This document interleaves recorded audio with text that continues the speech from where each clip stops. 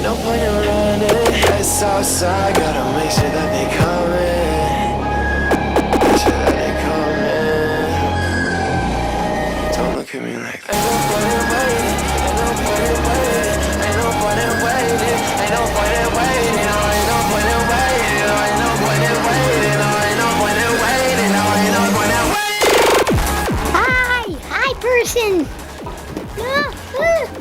What?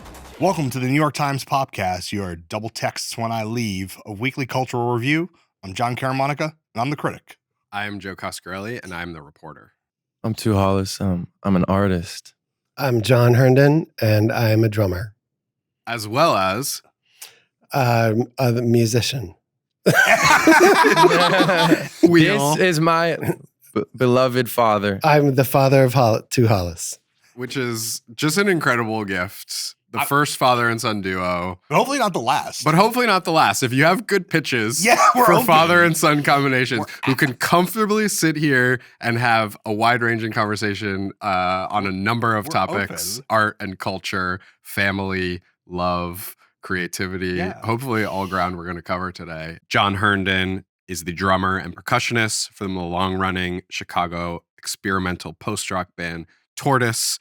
He also produces under the name A Grape Dope. Tortoise's 8th and latest album, their first in nearly a decade, is called Touch, and it is out now.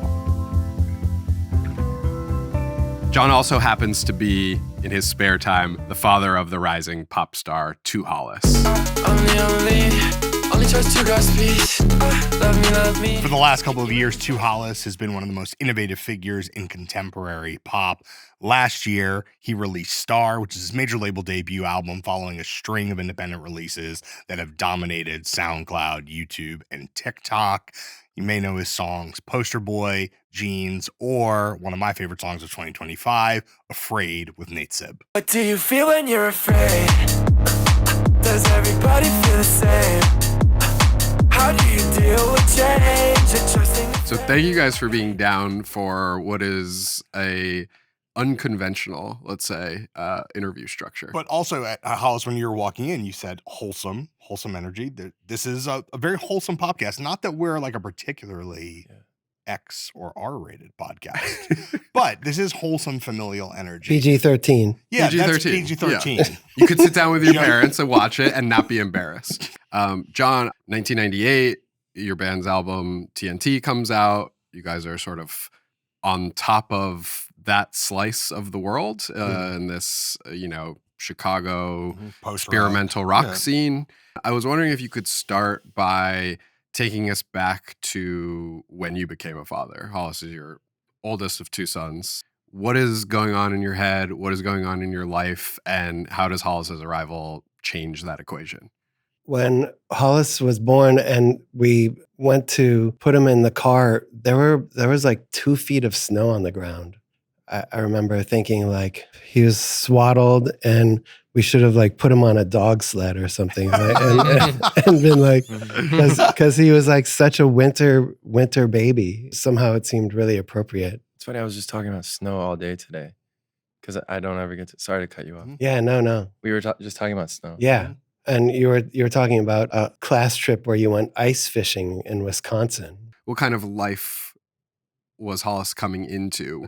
Did you feel like you were ready to sort of settle down and nest at that moment? Was it an interruption or was it a continuation of where you had been to become a father in the sort of peak of your career? Joe's also asking as a relatively new father. Oh, okay. Oh, okay, yeah. Well, congrats. Thank you.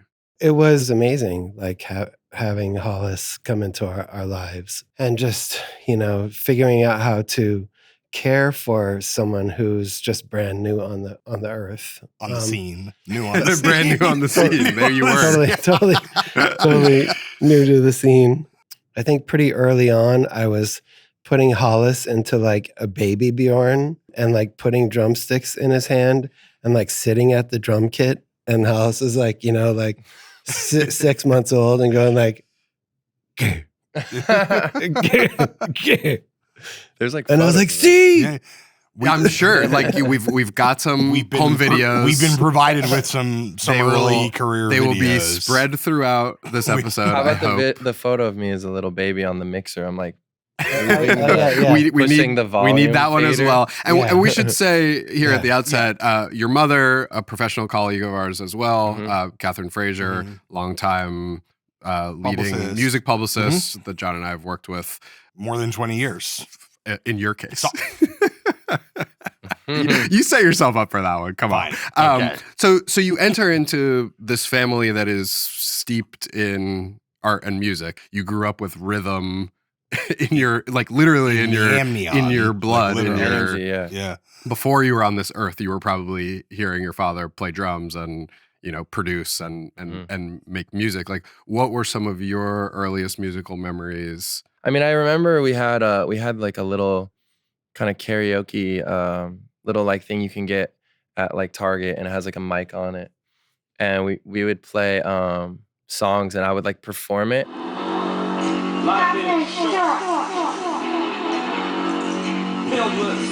And I remember we had this couch. It was like, to me, it felt massive, like a stage. And I would just jump up on the couch and just like run around the couch and pretend I was performing for hours.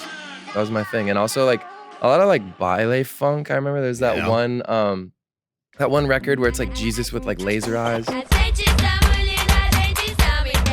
It's so good. I don't even know. It's like some. We'll find it. He just has all my music. We'll call taste comes Diplo. from him. And that's what we're here to talk about. I mean, it's Yeah. if people know at all that Tortoise and 2hollis are connected, Are threaded, yeah. it might seem abstract to people what those two things have in common. Experimental, jazzy post-rock band from Chicago and a post-rage rap experimental Future pop star. future pop star. But I don't know that they're that different. I actually was looking back in the archives and I found a 1998 Rolling Stone review of Tortoise's album TNT by our former colleague and OG Popcast host Ben Ratliff. And there's this line that stuck out to me where he says, equally club groovers and admirers of the who cares if you listen modern music aesthetic, Tortoise create an irresolute feeling, the bizarro flip side of goal-oriented pop. It's music of multiple options of too many records to listen to.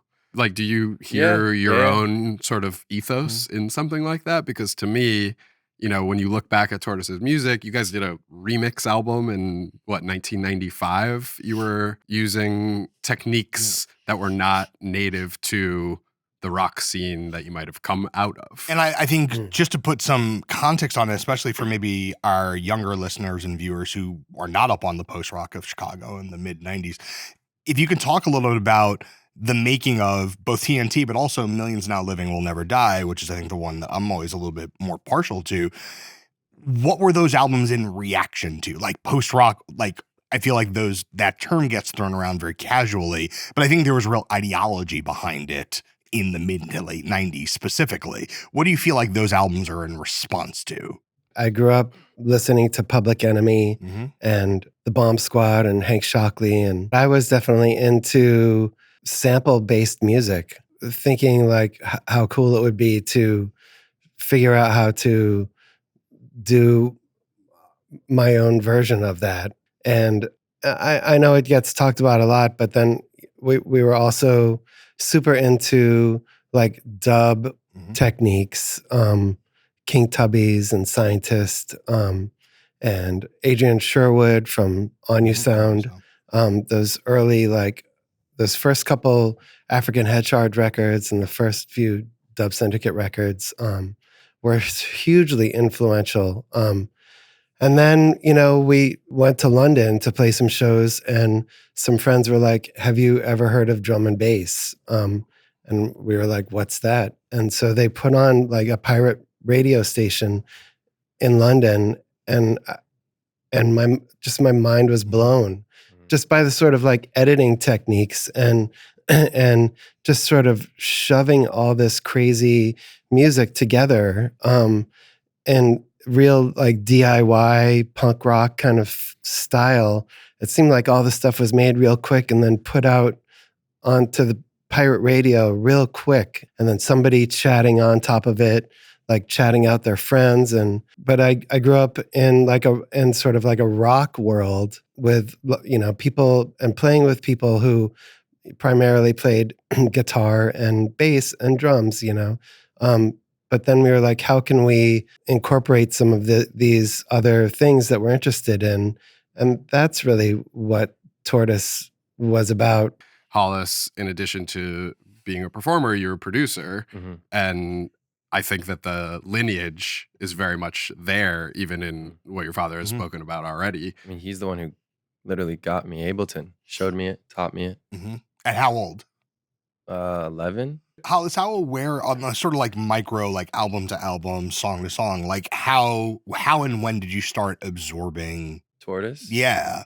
In this whole discography? I mean, I feel like my whole life I was always going to the concerts and listening, and there was I think it was the original drawing or something, but that TNT character, like I think you have it or someone has it where I would always see it in our house. Like I think it was framed or something, or I don't know, but I would always see that.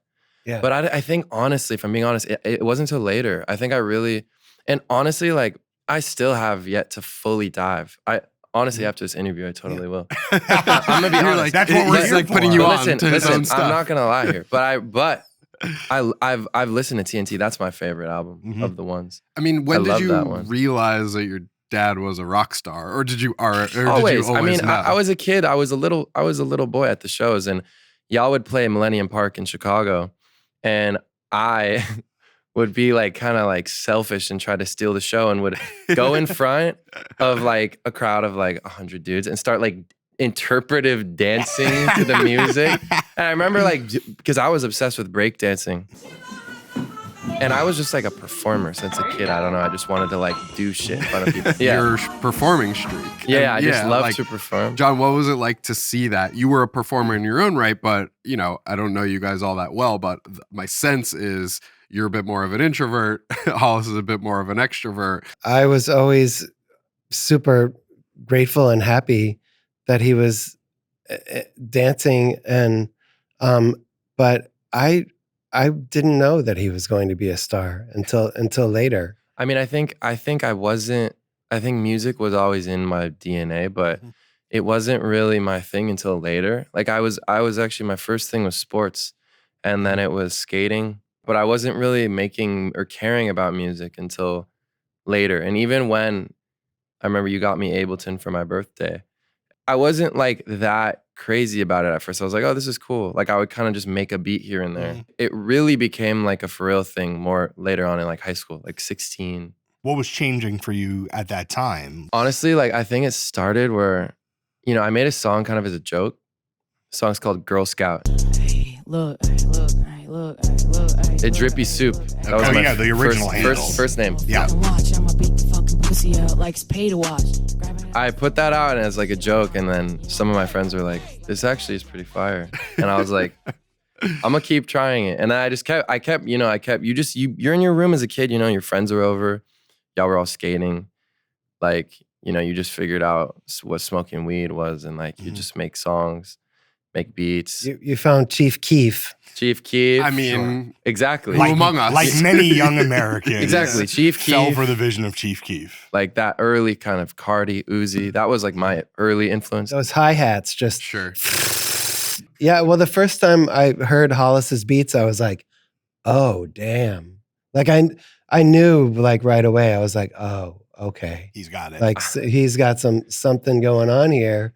And it was just beats. And then I remember, I don't know if you remember this, but I was like, why don't you try some vocals on it? Yeah, true. Because I was only making beats for about 2 years. Like that was, true. It was middle school, like 7th and 8th grade. I was just making beats, and I never rapped on it because I just was like, I can't do it. Whatever. I didn't even think about it, honestly. And then, you were like, you should try out vocals. And then I remember I was with my friends at the house one day, and it was just like a spur of the moment, like, fuck it, like just record on it. Yeah. And it just kind of became like that. And it started kind of as like like this is like fun, but like, and then it became like, wait, no, this is actually kind of fire.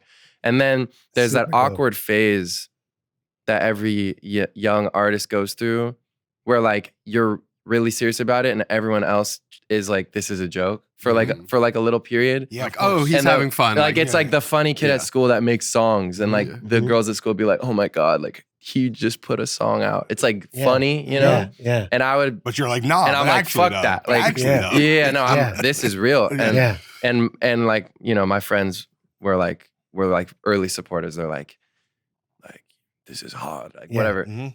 And it kind of just, Drippy soup. yeah, it evolved from like SoundCloud sort of funny to like, it became more serious as time went on. And I think COVID really forced you to become, forced me to become serious about it, because it's like, that's all you could do, you know? And you're inside. And I think I'm a very imaginative person. And I started to, like, my early stuff was a lot of world building, and you know, my fans know. Yeah. But They know the lore. they know the lore. It was just like I was inside a lot, and I was like, I wanted to create these worlds.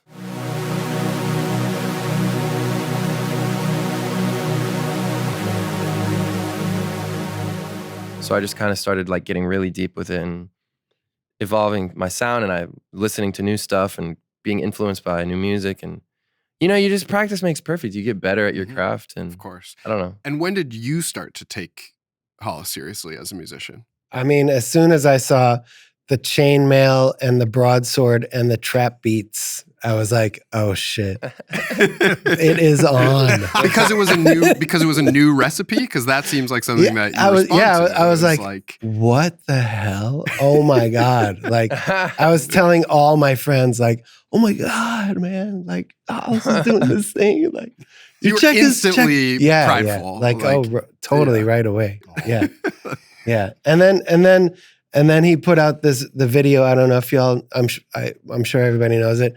Greenspore Valley. Greenspore Valley, it sings to me. Put my friends in the front of my mind. And then I was like, oh, damn. To me, put my friends in the front of my mind. In the front of my mind. Really, like, I was like, it made me cry.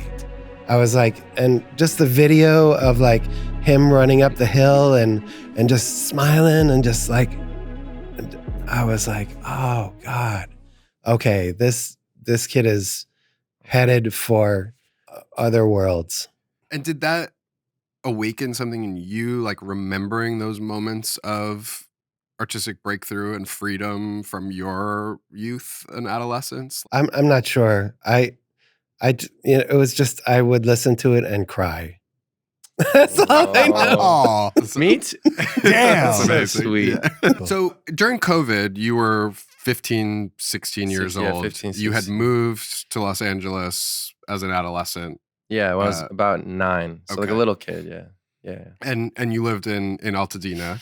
Yes. Yeah. What was that community like for you as a kid? What was it like growing up there? It was, well, I lived with him. I lived in Eagle Rock, and then Glendale, and then Eagle Rock again. And then my mom both lived in Eagle Rock, and then she moved to Altadena. But I mean, Altadena forever has my heart. I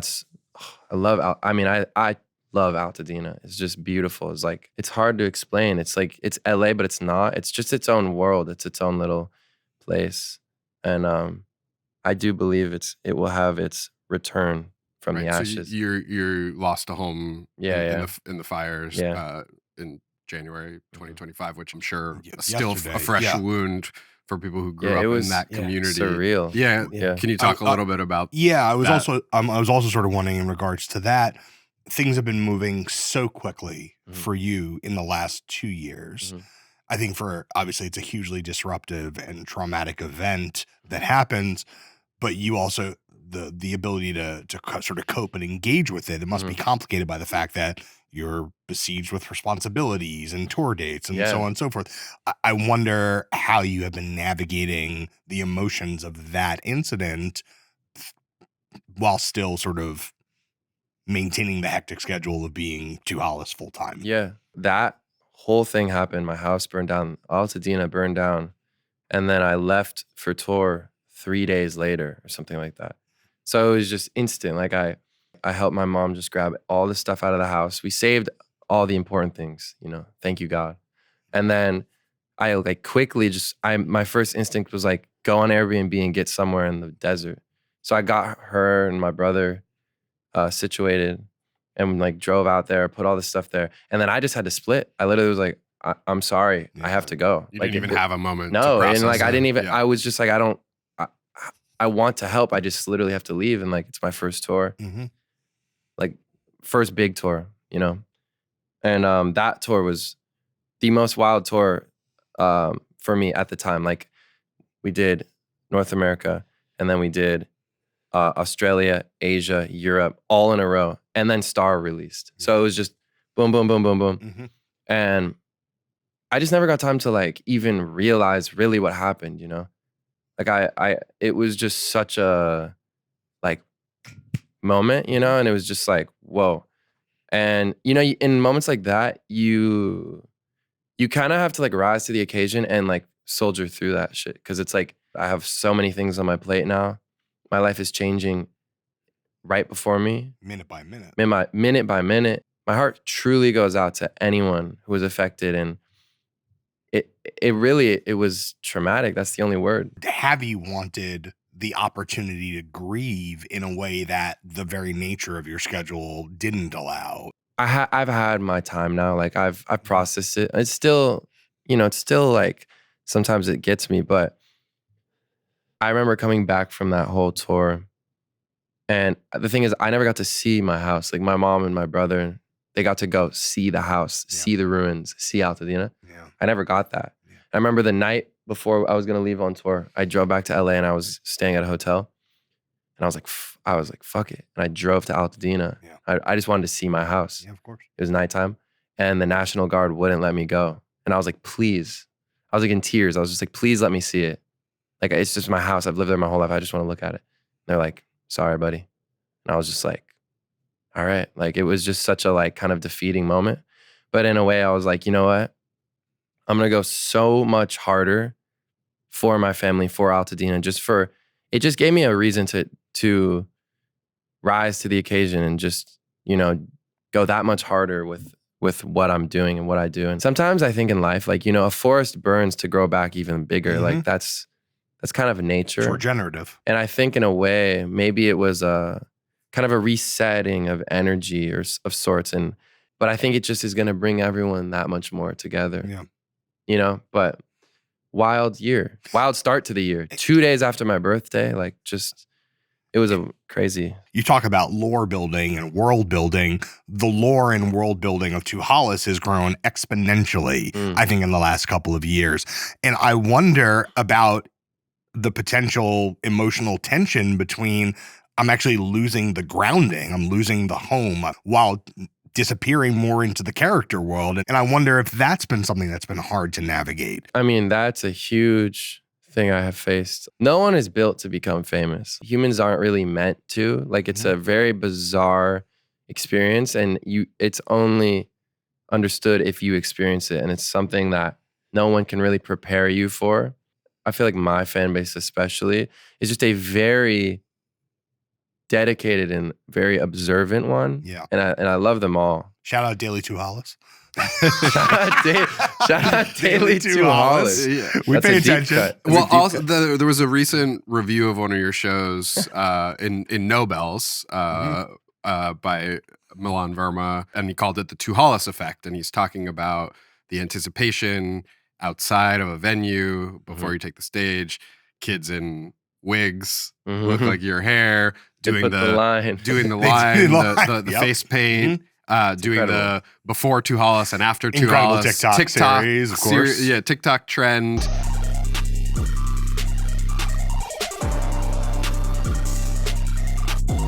I think John talking about losing yourself in that. How have you been able to fight that? And does it help to have parents who have experience in the realms of being public figures or working with some of the most famous people on earth in the case of your mother? Yeah. Well, it's definitely a challenge, for sure. I mean, I think this year has been, I have learned more about life and myself in 2025 than ever before. I mean, this year has just been massive, and there's just been so much put on in front of me, and a lot of lessons learned and experiences had. And yeah, of course, I mean, back to what I was saying, it's like, when you go through the experience of like rising to fame, anyone will lose themselves. And like, I think there was a period where I just lost my home, and like I just was right. And it's just like, you kind of, the lines get blurred of like what's real and what's like what matters, what doesn't. And I think I had to learn that a bit. But honestly, like, I couldn't be more grateful for this year, because it's just taught me so much about myself and what actually matters and what the actual goal is, and what I plan to do for the rest of my life, and what I want to achieve and do for others. And I'm very grateful that this has all happened to me so young, because I still have so much to learn and go through, and I still feel so fresh to it, even though it's been such a road.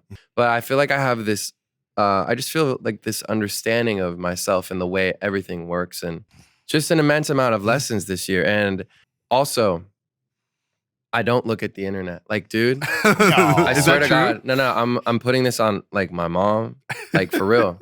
Every camera. I don't look at the internet anymore. When did you stop? I did. I really did. Just this morning. Yeah, like 20 minutes before we came. No, did you have a rock bottom? An internet rock bottom? No, that's what I was going to say. Yeah. I had such a rock bottom. It hasn't been that long. People are going to maybe flame me. But it's been since...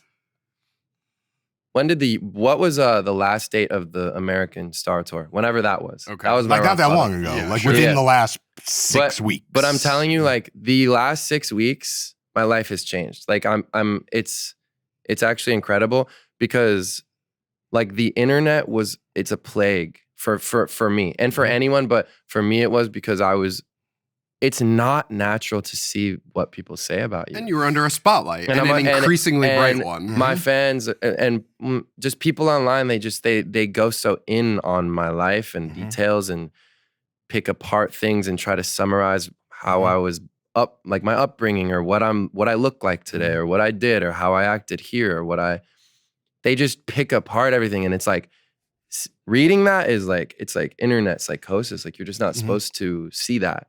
And removing myself from that, I literally had my managers like set a timer. Like I have 60 seconds of Instagram a day. That's it. I was gonna say, what you are just the have to tools? make sure that like I don't have my phone on me, but Drake or Obama didn't DM you or something. I literally look, I open it, I see, did anyone DM me important?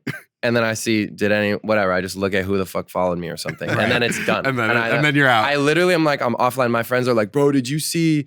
Blah, blah. I'm like, no, I don't know. Like some kids were trying to troll me in Europe, and they were like calling me some like brain rot name, and I'm like, what? And like it went viral. I don't even remember what it was, but like I was just like, I don't know the internet right now. Like, and even 6 weeks of internet time is like a year. Yeah, you know, it's a real detox. Yeah, and it's like I feel it's changed. Like I'm making the best music I've made. Like this next project, I'm like, it's a whole new feeling. I feel like a second wind of inspiration and clarity.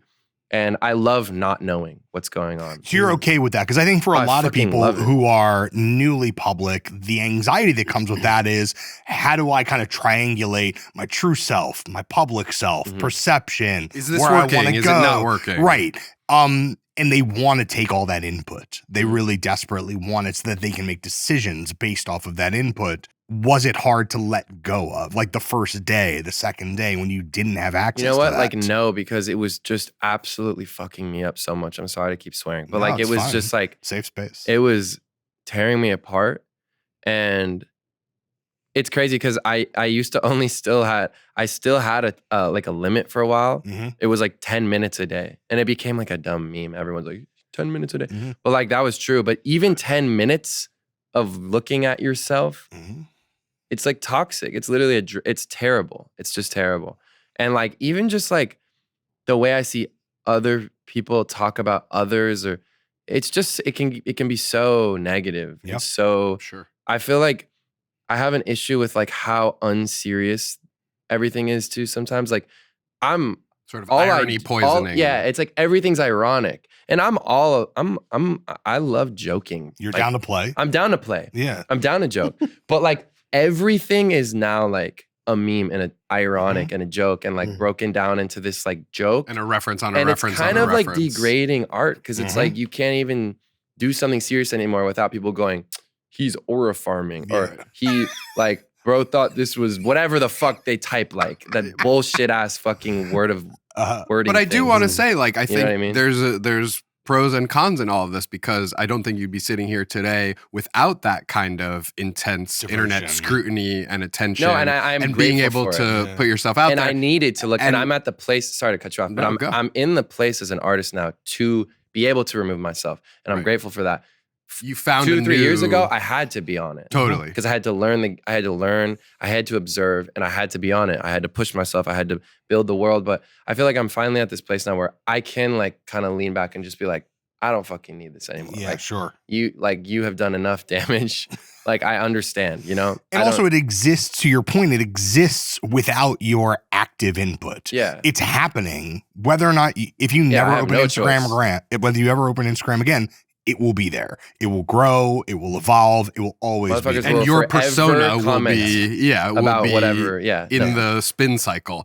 And good stuff comes out of that and less good stuff comes out of that. You know, I think there's lighthearted moments with you that have gone viral over the Yeah, it's years great. that have helped, you know, the infamous water bottle video. Put your body on my jeans. Put your body on my jeans. Double cheese, double cheese. I can't believe we don't have a water bottle. That's the crazy- that's the thing. Do we have a, That's not Oh, it's that's already not a prop. Do you want to prove? You want to I prove? mean, it's to already. nevertheless, The thing is I now's was- your chance, though. The thing is I've never said that, but like I have like there's a genuine curse that was put on me that I can't do it. Like it was literally like I literally. It's a thing. It's like it's in my Achilles heel. I'm not able to open a water bottle. Okay, It's very bizarre. John, you got can't- this? That's Can what he? dads are for. I can open it for you. See, that's why we have him here. Bro. It's the one This thing I is- can't do. So obviously that's my kryptonite is a that's water a bottle. lighthearted moment in the 2hollis lore. I think one of the other sort of recurring conversations about you, and one of the reasons I think it's so interesting that you guys were interested and willing in doing this interview together is this nepo baby conversation. This idea that you're only successful and popular, not even according to most people online because of your dad, who is an accomplished musician, but in the conspiracy theories of the depths of Reddit and X and Instagram comments because of your mom's connections in the industry. You know, I think there's a literal nepotism in which people are given opportunities because of the standing of their parents or friends or loved ones. And then there's a sort of more subtle version, a cultural nepotism, which is, as we've discussed already, you grew up around people who appreciated arts and culture and tended to your interest in it and encouraged you and supported you and got you Ableton, et cetera. Obviously, you don't want to be part of the peanut gallery back and forth about what you did or didn't earn, but how has your thinking on that subject evolved over the years as it's been sort of bandied about when people are talking about your career? Yeah, it's a huge talking point. And I've kind of remained a bit quiet on it for a long time because I just felt like, exactly like you said, it's this kind of back and forth of like, I don't want to argue, you know? It's just, I think like the music speaks for itself. But I will say, first of all, I'm so proud of my mother and what she's accomplished for herself. I mean, she came from pretty much nothing. And with you, like what you've achieved, your band, everything. And I know my truth, which is, yes, I am very fortunate and blessed to be born into a house where I was shown incredible music at an early age. And I was introduced to artists all my life. I was going to shows. Yes, I was meeting influential artists early on. However, my own career, 2hollis, Drippy Soup, whatever, from the fucking beginning to the end, like it was my mission. And yes, it was helped by you getting me things and showing me influences and whatever, but I was always so focused on, I want to do this my way. And it's actually funny. when I was younger, like early days, I like blocked my mom on Instagram, and I was like, do not show my music to anyone. And she'd be like, can I please show it to like whatever her friend that works at whatever? I'd be like, no, I want to do this myself. And you know, I know people will. It's hard to believe that, but that's just my truth, and it was always my own mission and my own story. But yeah, of course, you know, I am blessed to be born into a house that is full of art and creativity. But I think maybe my argument to some of the people who try to, you know, kind of knock me down with that argument, it's like, well, what do you want me to do? Because let's say you're an incredible soccer player and you have a son and he starts showing interest in soccer. Are you going to tell him, nah, you can't play. I was successful, so that you can't do that. It's like, well, what? Like, I'm an artist. It's in my blood. It's from you, from my mom. Right. I have, you know, a passion, and no one's making me do anything. This is my, music is my therapy. Like this is my outlet. Why would I not do it? You know? Young Bronny James. Are you kidding me? Like, why would this not be my, my life? I mean, there's all these like kids that are skateboarder pros now that are children of older skateboarder pros. And you know, they wouldn't be winning contests if they didn't have the skills to win a contest. I mean, if people didn't love Hollis's music, it wouldn't matter if me or his mom put him up there or got him whatever. It wouldn't matter. Right, like, there's no amount of equipment you could buy him that was going to make him a star. And the truth exactly. The truth is that no one, like my mom has never worked me. She's never pushed me. I've never been represented by her. He's never like no one's ever put me anywhere. Like everything I have, it's been me. Like the internet. I mean, Hollis figured out like how to get stuff up on SoundCloud, how to get stuff on the streaming services, how to edit his own movies, how to did everything himself. And people saw it and liked it and loved it. And, you know, Ken Carson saw it and was like, come on tour with me. And that was all because of what Hollis had done for himself. That had nothing to do with his mom or me. Also, I think when we talk about the sort of last 2 points we were talking about, this and also the fan energy and fan devotion, you can't invent fan devotion. Like, you know, you can't invent that. And I think whether it's the TikTok memes or even just every time I see a photo or a video of something at your show, I'm like, this is the dampest crowd I have ever seen. I've never seen so much sweat as in these photos. I feel like if there was a fit of 2025, it's a kid post 2hollis show, t-shirt off, but on around the neck still. You know what I mean? Like just not the arms, but still around the neck. I'm like, this is the defining aesthetic of pop music fandom in 2025. It's like you can't. I'm sorry, but you can't plant that. Can't invent that. You can't manufacture what. If you could, there'd be a lot more exactly famous artists. And labels are trying. People are trying. It doesn't work like this. Like this is organic. My fans know. Like and the ones that have been there for the whole ride, I like, you know, this is not manufactured. This is not it's incredible. It's real. It's as real as it gets, actually. It's so like it's visceral. It's like, physical. It's physical. That's the thing. It's real life. The relationship I have with my supporters, it's honestly like more than music in a lot of ways too. Like it's really like this. There's a connection there that it's just special. You can't make that up. You know, it's really there, and it's been there forever. And yeah, man, it's real. When did you first sense the specificity of what the energy of a 2hollis show? We all know now, but like, when did you first sense like, okay, I know what this is going to look like. I know what the rhythm is. I know how to scale this.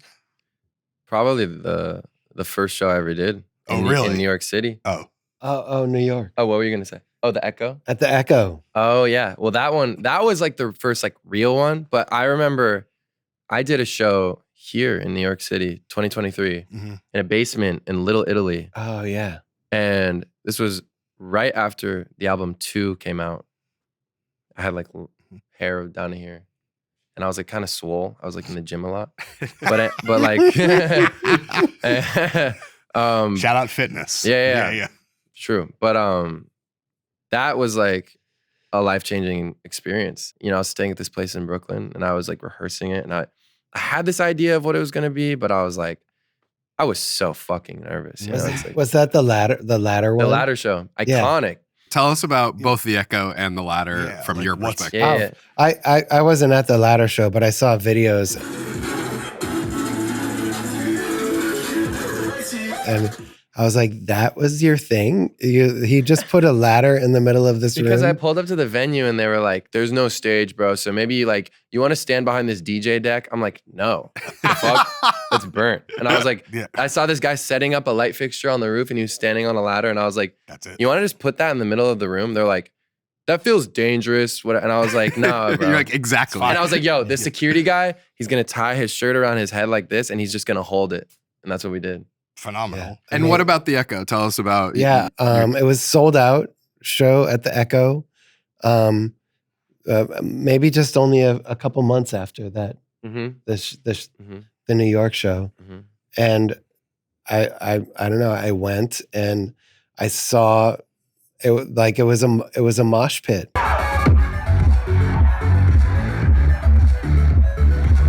That was the first mosh pit. And I was like, oh, damn. Like all these kids just jumping up and down. And they all knew all the lyrics too. And I was like, what the hell? Like, I took a bunch of video and it was amazing.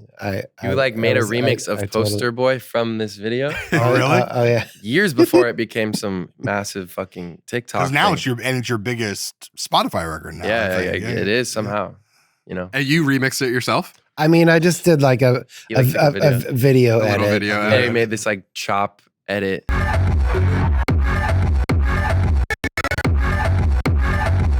And John, you also alluded to Hollis's time opening for Ken Carson, which I think had, to me, what felt like a bit of an old school word of mouth essence to it, where an artist rises as an opener for someone else. And you started to hear people showing up earlier and earlier these shows. They don't want to miss the Hollis set at the Ken Carson thing. The videos from those shows. The videos start going viral. Like, crazy. what was it like from the inside to take an opening slot on a Rising Rappers tour and realize that you were making your own mark along the way?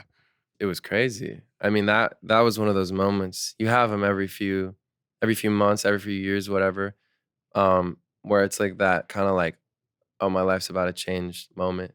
I was at Nate's house, Nate Sib. I was at his house in a fucking hot tub. And then I get a FaceTime call from Ken Carson. He was just like, you want to come on tour with me? And I was like, yeah. You had talked a lot before or no? That was never spoken to him before. I didn't even know he knew who I was. Like, it was so early. He just I got had your like number? 20,000 followers on Instagram. It was like nothing. I was like so early. Like, he just randomly got your number. I think it was through one of my friends is like close with that camp. So like, like it just got, the dots were connected. Yeah. I just want to say, Tortoise has 20,000 followers on Instagram. like Ken Carson, next 30 door, years into our Tortoise opening career. for Ken Carson. Ideally 20,000 more after this I'm like, interview. yes, 20,000. Yes. I wasn't dissing. I'm sorry. Yo, it's a different era. If Tortoise had Instagram, whenever, I'm sorry. You can, Homicide Gang is coming. The Homicide Gang Tortoise tour coming soon. That would be fucking crazy. Going dummy. John, we're talking about this rise, this insane, meteor that your son has been on. When you talk to a lot of musicians, actors, artists of all types, you often hear the refrain like, "I tell them to do anything else. Like anything else would be better, go to law school, go to medical school, whatever it is. Like, when you realize that not only was he interested in music and making his own work and maybe going to have a career like yours as an independent artist, but then was going to enter this whole other arena of international fame, did you have reservations about that as a parent, not as a fellow musician? Well, You and mom were like, go to school. I was going to say, if we rewind a little bit, I knew that Hollis wanted to focus on music, like coming up into, his later years in high school. It seemed like, okay, Hollis he's being real serious about doing this. He's self-releasing all this material and wants to have a go at this. And I was like, go to music school, like learn how to compose, Like go to Berkeley or something. Yeah, like something like that. Learn how to, arrange for an orchestra and I don't know, just like have these tools in your belt that I never had. Like I graduated high school and my folks were just like, if you want to go to college, you're going to pay for it. And I was like, "Buh." So I like got a mohawk and moved to Chicago and started playing all in great punk artists in the band. 90s did. That's hard. That was the law. That was mandatory. And I just know, seeing friends that did do that, and just, the amount of work that is available to them, based on the skills that they have from learning how to arrange or know how to read music real well. I know that how long a career can be and the and ups and downs and whatever. And so I just thought like I wanted my kid to have some more tools in his belt than I did. And so he did. He went to school. Got into Evergreen and went there and was there for less than a month, and then 10 days. Called up and was like, I'm coming home on Wednesday. I bought myself a ticket home. I'm not doing this. We were like, okay.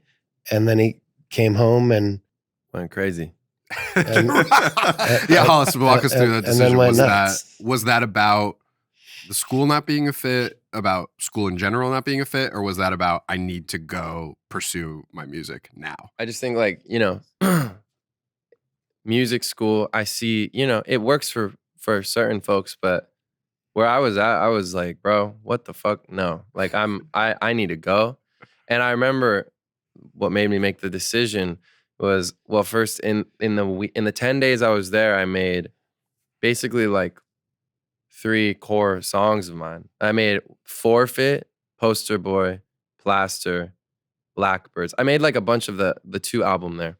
And then I was like, I'm going too hard right now. Like, what am I doing? Why here? am I here? Yeah, and then my friend FaceTimed me one night, and he was at I think he was at Notch's house, the inventor of Minecraft. Okay. And they were playing my song, Safety, and it was like a room of like 500 people just going like dancing to it. And I was like, this is where I'm supposed to be. And like, whatever. It was just like, but I was just like, why am I here? Like, what? I'm in the middle of Olympia. And I actually love that town. It's really cool. And a lot of goats come from that. Oh, yeah. Part of the country. Mm-hmm. But maybe it was like a Kurt Cobain energy of why I made so much cool music there. But anyway, I was just like, I need to get out of here, man. So it was a Wednesday, and I copped the ticket for the Friday. Just dipped. Okay, right. I was out. Yeah. Can I ask a little bit about the sort of current waves or movements that your music kind of sits comfortably near or within? You think about obviously the last 6 or 7 years of hyperpop into a more sort of mainstreamed and accessible version of that sound. You were sort of toying around with like the jerk music revival a little bit. You got a couple of tracks that really, I'm hearing New Boys all over them. I saw you had Effie open for you in Korea and Kim Jae and all those guys, like the Korean underground right now. I wonder if you could talk about observing a pop landscape that feels more like you rather than like a lot of artists create music in reaction to a thing, but you're in a situation where I feel like music in general seems to be aligning in keeping with your natural taste profiles. I wonder if you could talk about what the playing field feels like for you now. Obviously my finger's on the pulse of what's happening at the moment, but if I'm being honest, nothing new inspires me like currently. Like past works, I mean, there's a bunch of inspirations and you can hear it and all that. But if I'm just speaking now, like what I, not start, like current, my Like unreal, like making what I today. am making this, 2026 music, like, you know, as I said, I'm off the internet and nothing new is really inspiring me. And I kind of want to keep that because I feel like I don't want to like be influenced by anything current. Like I kind of like to not think about genre or like, like I think of it more like scene, less right. genre. Even more scene, I don't really like to think that way because I think of myself very individually. Like I don't really like to feel a part of a scene, or I've never really thought of it that way. And like I have my boys, you know, and my and like people I like they're like Effie, Kim J I've worked with forever, you know, Mecca Talk, Andrew Aged, Nate, of course, of Nate, course, Nate. that's like Nate, like your Roman, childhood Ryan, best friend, all of them, basically. of course. Nate Sib, also a signed artist making music. Yeah. Afraid, one of the great songs of this past year. I think it was on my best songs list for 2025. No, thank you so much. That's an honor. And also I will say one thing that I like about that song is that it really is an interesting mix of kind of up-tempo defiance, but also anxiety. It's really a song about searching. It's really a song about uncertainty. And I thought that was a fascinating way to express that. I mean, that was like literally like a week after my house burned down. We made that. Really? So that kind of was like that song was influenced by that. Wow. I was afraid in that time of my life. There was a lot going on, and you know, we're all still just kids at the end of the day. Like, John, as somebody who was combining genres that weren't supposed to be combined, you know, decades ago, like what do you see in the modern music landscape that you're sort of returning to with this new Tortoise album? I mean, I don't really think of music that way. I think along the lines of what Hollis was saying. Like I know that there are genres, of course, but like in my bag, it's always a mixed bag. You know, I always, whenever I DJ'd, I was like, how can I get from like Mingus to Underground Resistance to Two Tickets to Paradise to Banja de Hole to... That's what it's called. There we go. To whatever, you know, like I was always just like, how can I cast such a wide net and figure out how to... You don't even have to figure it out. All you do is just smash it together. Just do it. That's and you just kind of ride this inspiration and just sort of get yourself out of the way of yourself and smash some stuff together. And that's kind of how I always thought about making music. And I think I get the wide range of music influences and like just meshing everything together from you. Because I think growing up, the more I'm thinking about it, you play everything. And I get all my music from him. Like so much of my taste and influences is this man right here. And you would just play everything for me. And Angus, like, it would just be like your iPod. I remember it was like that silver iPod. The original Joe. The OG one. And I would just, in the car on the way to school, it'd be like, I got bodyguards.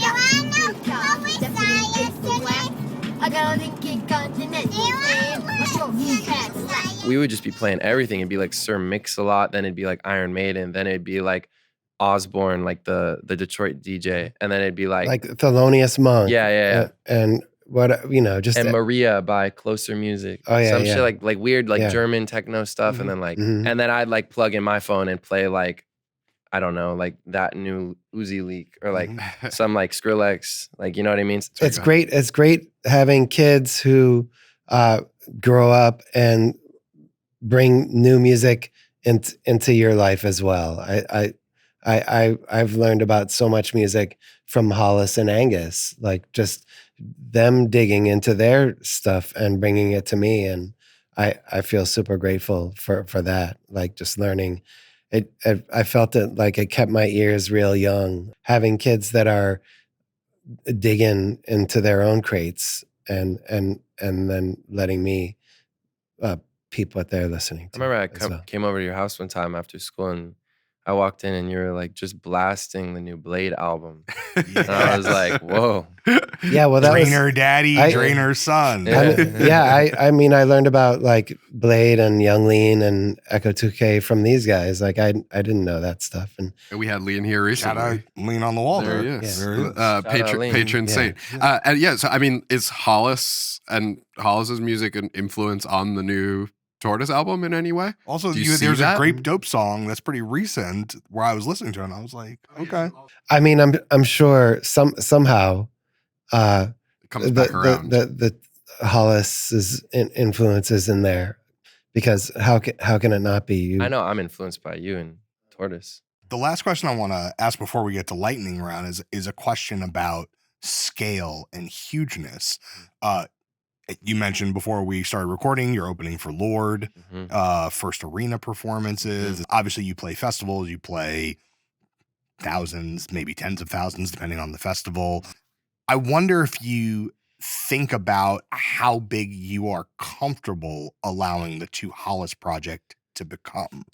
Because at a certain point, the project takes on its own, it has its own gravity, it has its own momentum, and maybe leaves the person behind a little bit because the project becomes bigger than the person. I wonder if you've given that some thought, especially in the wake of the sort of meteoric things that have been happening the last 12 months. Man, as big as it can be. That's Like- the goal. Oh yeah. There's no, Stadiums, Yeah. like, dude, there's a long road, and I'm ready, and I've always seen it. However big it needs to be, you know? Mhm. But I'm not stopping it Mhm. until it's going as much as it has to go. And I'm gonna be on all cylinders the whole time, you know? Mhm. You know what I mean? Exactly. Like, no, foot is on the gas. turned up. I'm curious on the business side of things, you know, you were extremely sought after by record labels. You signed a deal with Interscope, you know, home to everyone from Nine Inch Nails and Death Row Records, Eminem, and now Kendrick Lamar, you know, for a rumored $5 million. Like, how crazy was that courtship process from the industry, and how did you lean on your family throughout it in order to make the right decision for you and your career? It's a whole different ball game dealing with a major label versus, you know, being a kid in your room. Mm-hmm.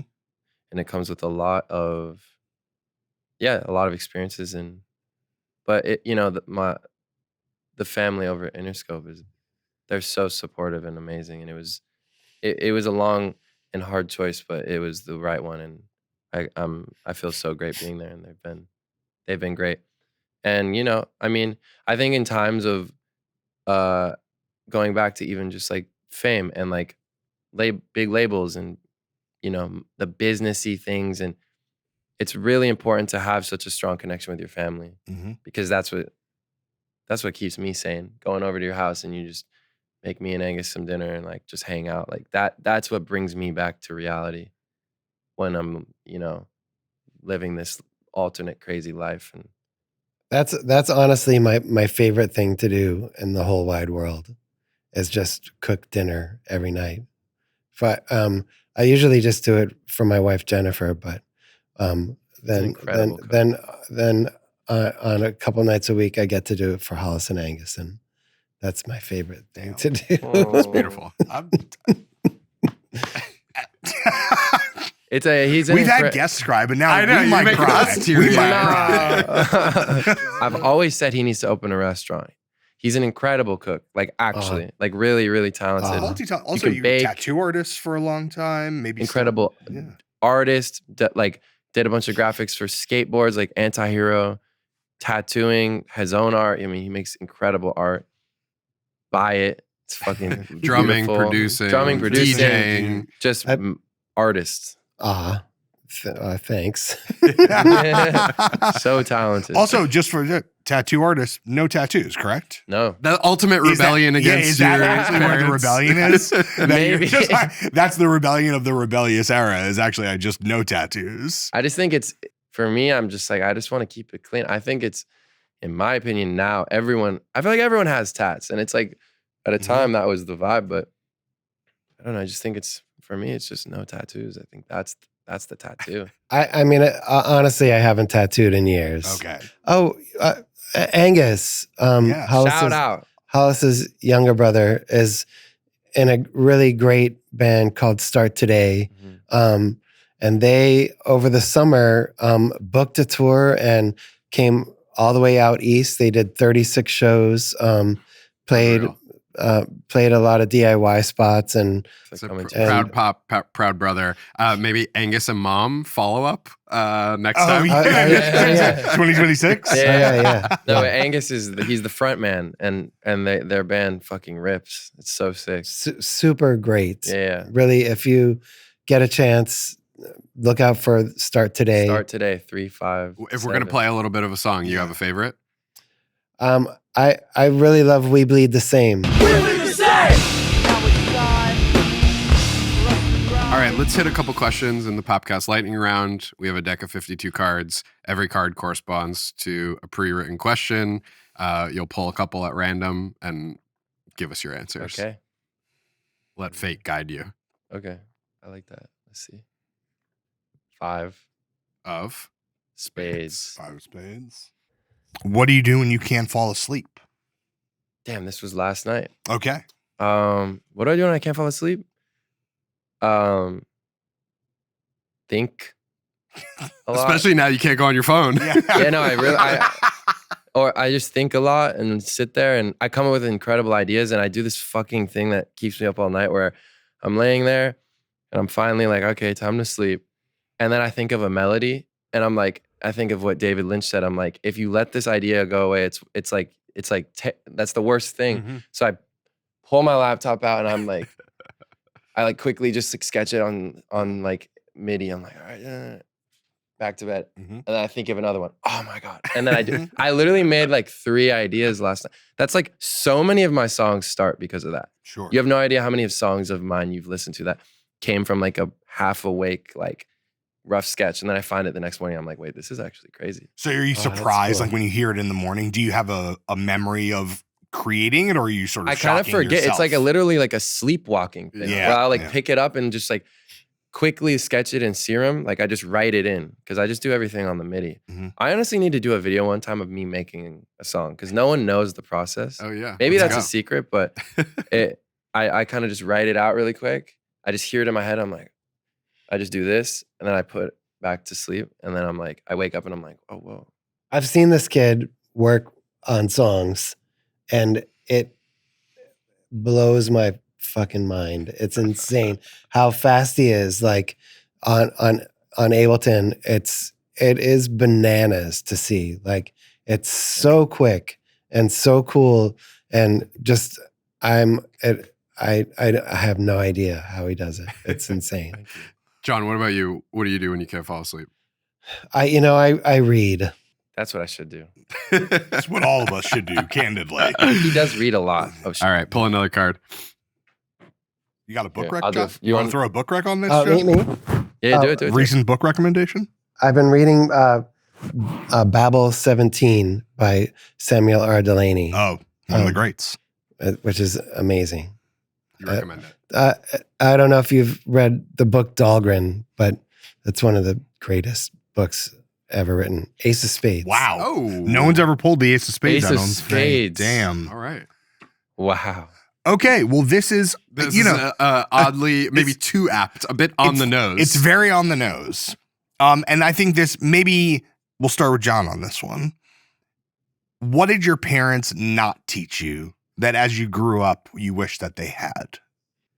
How I wish my folks had given me some lessons about how to manage money. That's real. That's a good answer. That's real. It's extremely real. Hollis, what about you? Seems like you took a lot from your parents. Yeah. Is there anything That they didn't is the impart on question. you Yeah, that, I wish that they you did? wish they had? You still have time. You're a young man. Let me see.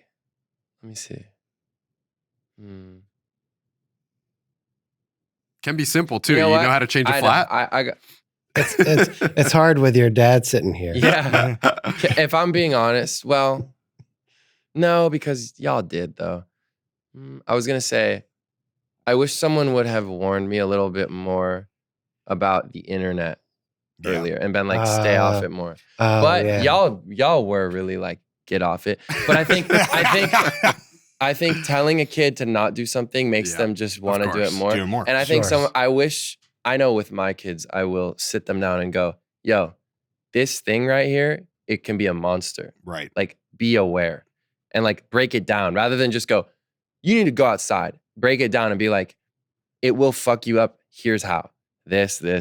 Right. And it's fun because y'all didn't know. Right. It was probably moving so fast. They had no idea no one knew. the ways It's like cigarettes. It's like, it's good. It's fine. And then 20 years later, everyone's like.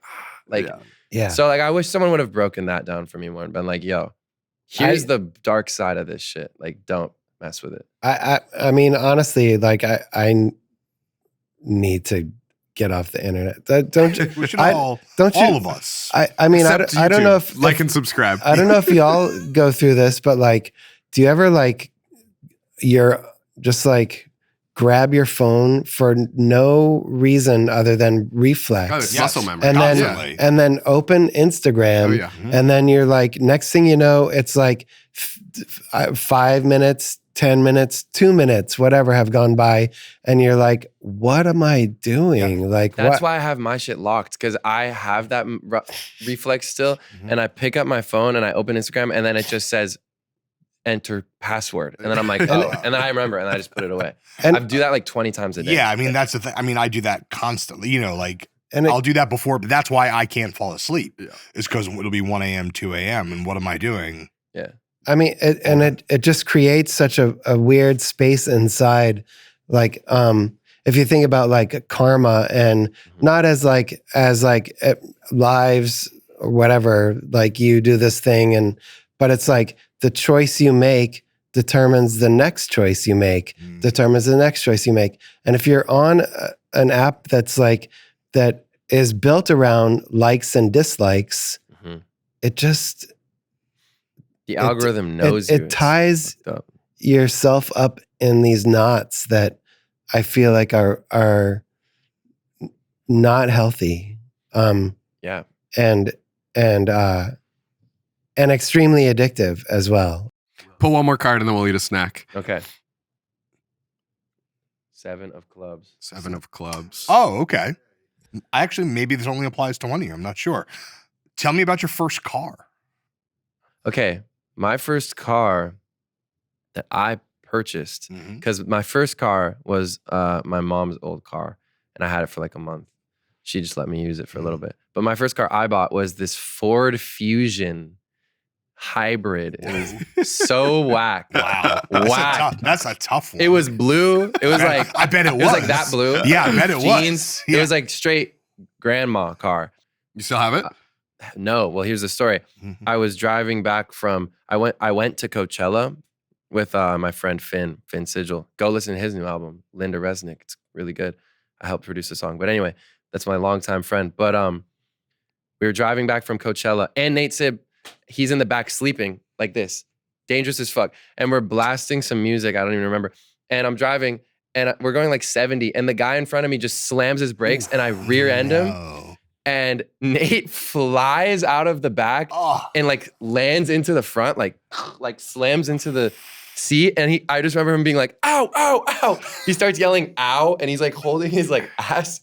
And then a car hits us from the back, like, Jesus. Boom. And then Nate gets hit again and he's like, oh.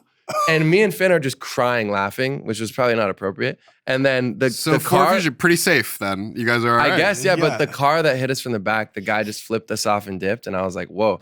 And then the kid in front of us we hit, he was in like a Bronco, and he gets out and he's this huge kid and he has cauliflower ear. He's like this wrestler. He's like an MMA type. And I was kid, like, oh, I'm about to get my ass beat or something. Because he just looked like, he was brolic. And then we got out of the car and I was like, hey man, like, I'm so sorry. And he's like, dude, my dad's gonna kill me. And he starts like crying. And I was like, oh, it's all good. And I was trying to calm him down. But he's like this giant dude. I'm just like, what's happening? But yeah, But everyone was okay. Everyone was okay, but the car was gone. Done. And then I had no car for a long time. And And then after I signed to Interscope, I did some young and dumb shit, and I bought a Porsche 911 Turbo S. What year? 2022, I think. Okay. And that was the most fun I've ever had in a car in my You said entire life. You crashed that one too? Oh no, I got rid of it because I was having repeating dreams I was gonna die in it. Oh geez. And then my mom had one too. And I was like, okay, this car, because it was so fast, it was insane. Like I would drive home from the studio at night 200 miles an hour. It's like a little. There are certain cars of that like power. It That are was- like a little yeah. too. That's fast. like one of the fastest Too much production power. cars. Too much It's power. too easy to go fast. And one things time, like that. sorry to keep talking about Yeah. car incidents, but real quick, like the reason that this was the week I got rid of it, me and Romulas, we were in the car. Romulas also is about to come out with a project. But we're in the car and there's like this turn that you go on from kind of like coming from like Pasadena, like kind of more east, going into like Atwater. And it's like a 30-mile-an-hour turn coming off the highway. Mhm. And we hit it going like 150. And there was like a bump in the road and we like hit it and like literally went airborne and like the car like drifted basically. And if it was any other car, we would have flipped and died because it would just been off the freeway. Like we would have literally just gone flying. I like slowed the car down and I looked over at Roman and he was just white. Like it was just like, oh my God. And we just turned, it was this vibe of like music all the way down, Yeah, just yeah. like, Just quiet. All right, okay. no more Like, driving for you for a yeah. while. Your dad is like, and then that was like, I was like, I'm done with the fast cars. Are you losing it hearing all No, these stories? I've known about all Okay. this. Yeah, that was, but that was like so stupid. Johnny, what about you? First car?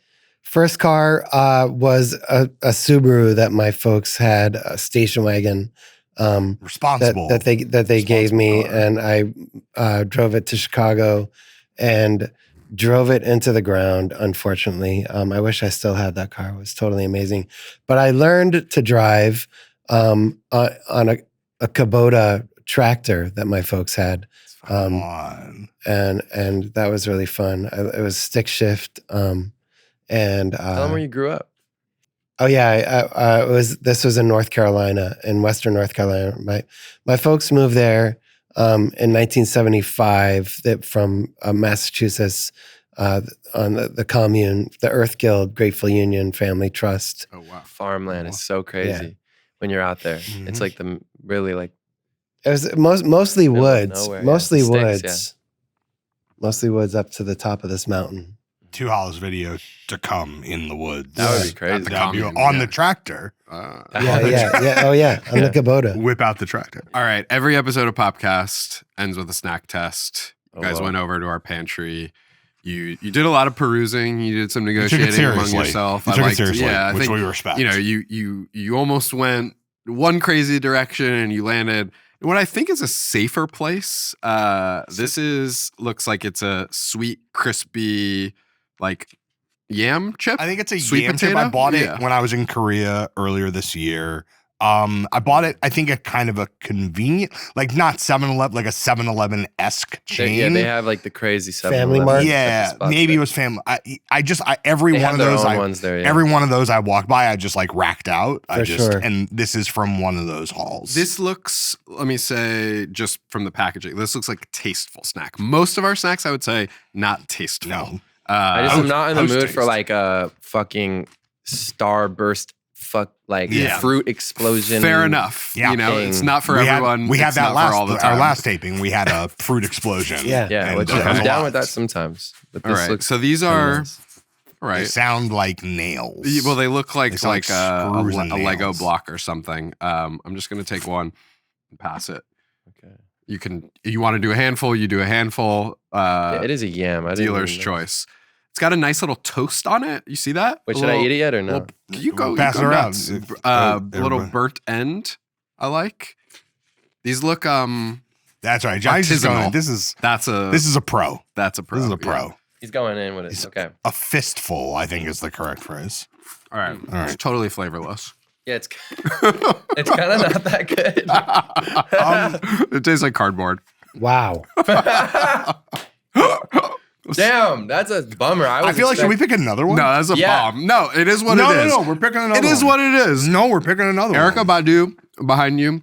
We picked a this is vegan snack for bad. her. Oh She my- literally and it's threw a handful of it at John because it was so bad. It's not only is it bad, We have to sit with it. This is the game. No, we it's have to sit It's with like a it. dog toy. it's chewy. Dog tea. This is. I apologize to whichever chain store That- I bought this from. That is not a good the snack. chew is really bad. Oof. That's like the wackest. That's like the snack. Like when you're like when you have school lunch and you forgot it at home and you ask your teacher like, "Do you have anything I can have?" And they're like, "Well, They, I like, have pull out the these, drawer." honey." And it's Yeah. like the worst weird little thing you've ever had. No, You're I like, think "Why I think is you're this?" I think you're Those right. taste like the year they came from the year that my folks bought them. This is Yeah, they're like, land this in was North made on the Carolina. farm. Yeah, And- in and 1974. Put away for 50 I years. expected those to be good. Oh, Wow. well, it's really. I Can do we wanna try s- another? I just. Or no? Should we have another? Get another. we Someone pick a. Sophie, your all right, pick. all right, Sophie's choice. we can't go out on this note, but we got to rate it first. Are we We- going 0 across Zero. the board? I'm at 0. I give it too. 1 because it's like it's one of those snacks that's like so shitty, but like you kind of eat enough that you're like, I kind of like it. Maybe. You think so? Like don't I know could about maybe that. like zone out and eat that and not. It is a very streaming ass snack. I give it a 1 takes because it long won't time give to you go like through a stomach ache. I feel like it's pretty chill in that way. That's true. But I will say, like, It won't because you obviously, can only eat the 2 of food them. scientists, the food color packaging people, like, great branding. Yeah. branding, but this color, this red, like, this is a very ambiguous color from an aesthetic perspective. This color tells me that the neutrality of this snack is going to be real high. I thought we were and about this to is try what it. It was this going to is. be like more kind of like a crispier, like It's really had like some flavor. it's really just got it. nothing going on. Sophie, what do you got for Yeah, us? it's really bad.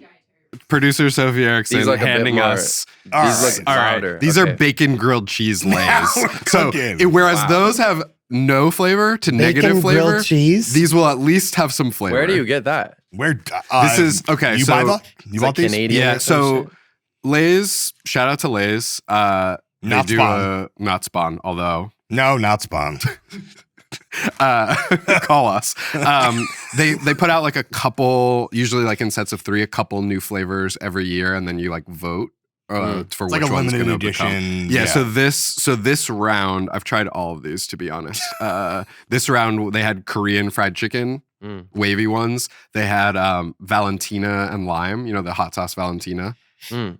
and lime regular Lay's, and then the third one are these bacon grilled cheese ones. I remember the other 2 better than I remember this, so I'll taste it as if it's the first time. Oh, you're hungry. All right, you want Johnny's it. like, All let's right. go. Let's go. All Mm. We're back in America. This is an American-ass snack. No This- offense to the Koreans. This seems like something that you would get in London, though. Mhm. Mhm. It is. Yes, I know what you mean. Yes. Again, a fistful. More of a crisp than a chip for a flavor. Wow, very even meat, this- very meaty. It's all right. The smell is heinous, though. This is Yeah. not. It's like a bad breath one. Yeah. Oh yeah. Whoa! The total Wow. opposite of those sweet Don't potato smell chips, it. for sure. That shit. I don't Oh. like cheese No, chips. no. It says That's not good either. I'm lactose intolerant, anyway, but I'll be all right. If you ate 5 of these, you'd finish the bag. This has. That's like you honestly, eat that, you and got then dare? anyone you talk to, it's like they're like, it's It like really tastes like meat. You could really taste the bacon. it's gross. You know- Honestly. That's like something. This is you, zero. No. food. you could Wow. probably eat this bag while watching Interview with a Vampire's first season on Netflix. Like trash on trash. I want to say like that You guys thing are that crazy. cheese, This is like good. The This is good. Somehow it replicates the stretchiness of cheese, like the kind of like the pull. It somehow in the chew replicates. Look, I that. see you coming That's around though. I insane. see you coming around. Give it to him. A couple more. Honestly, Couple like, more. yeah, It's gonna kinda start like- hitting. You know, Yeah, this is what really, I'm that's- saying. that's- That's It's like- definitely the thing. It Like, was a kick in the mouth, Like, and then you're like, no. okay, eat a few of those, all and then you just All right. eat Wow. the rest All of the right. bag. You guys, All that's right. a one. All right, So one. 6.5. It's One. 6.5. No. Let me have one more. I, I just need to like really understand. I'll give it a 3, Okay. I'm gonna get this, like, which burnt means one. I would eat the whole bag, like for sure. That's a chip. It's a chip, and I would also finish the That's what bag, I'm but I'd be saying. miserable. Kind of, The yeah. moment yeah. I was done with the bag, I Yeah. would absolutely regret it. It's not supposed to feel Tired. good. It's supposed to be a thrill in the moment. But that's what, It's like a you'd 4. eat that, and then you'd be like, I guess I have to eat this whole pint of Ben and Jerry's. Exactly. oh, Yeah. oh, Yes. Jesus. Yes. No, Yes. no. Okay, so a Popcast first, a rejection of the first snack, a second snack that also got rejected. First of all, Johnny Hollis, thank you so much for being here. Thank you. Thank What you. a joy to have you. What also just how special it is to see you guys interact with each other and really share this part of the story with everybody. You were talking about lore earlier. Can't get much more lore than lore. this. This is some lore ass. This is a lore ass show. We're really happy to have you. That's our show. Every episode of Popcast is at nytimes.com/Popcast. We are on YouTube at Popcast. Like and subscribe. TikTok, Instagram. Press the button. Send a comment. Hollis won't see it. Just comment something nice, but we'll see it because we're No, show me the nice one. because we're sick. Yeah, we'll Joe send and I you, are we'll send you a diseased. couple nice ones. Yeah, Joe and I are diseased. We'll see the comments. Credits and link in bio. Buy a mug. We'll see you next week.